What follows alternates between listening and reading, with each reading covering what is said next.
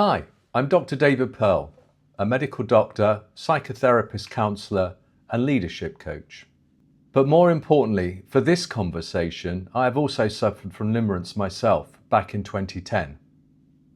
At that time, there was no resources and hardly anybody had heard of limerence, whereas now, everywhere you look, the word is being thrown around.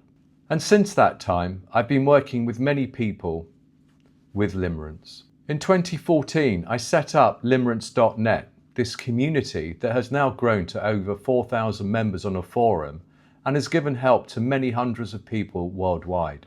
So what I'm going to share here is based on real-world experience, on the patterns that I've seen over the years that everybody with limerence shows. One of the biggest misunderstandings about limerence is many people, and including my own therapist, think that it's just a crush.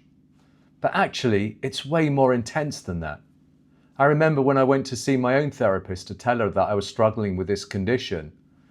She said, no, it's just a crush, it will pass. And I said, no, this is way more intense. It's like my mind has been hijacked. Limerence feels all-consuming. It feels addictive. We're on a roller coaster, the up and downs constantly. This person is the first thing on our mind when we wake up and the last thing that is on our mind when we go to sleep. And that's if we get much sleep. It really is all-consuming. You can understand it, you can learn about it, you can read about it, but still you get pulled back in to this vortex. What I've seen repeatedly though is limerence, it's not about the other person, not about what we call the limerent object. It's about the deeper underlying patterns that are there, that are recognizable if you know what you're looking for.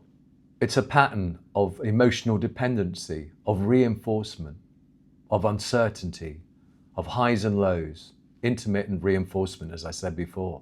And because of that, you don't just resolve it by cutting contact. If you don't deal with the condition deeper down, it will just return, sometimes soon, sometimes much later.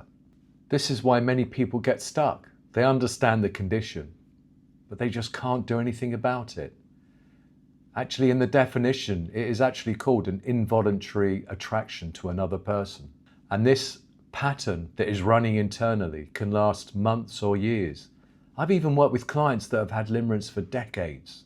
But what actually starts to change limerence is by working on the underlying structures in an organized way.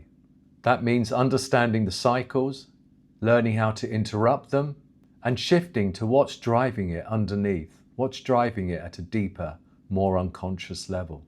And when you've been working with this for many years, you can see what keeps people stuck in the cycle and what helps people get out of this stuckness, out of this maintaining cycle.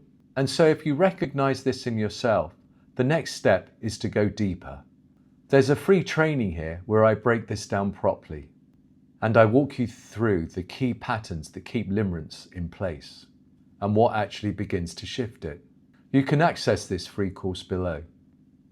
Limerence isn't a condition that changes or improves with surface level advice, but with the right understanding, the right knowledge, the right expertise, and the right structure, it can change.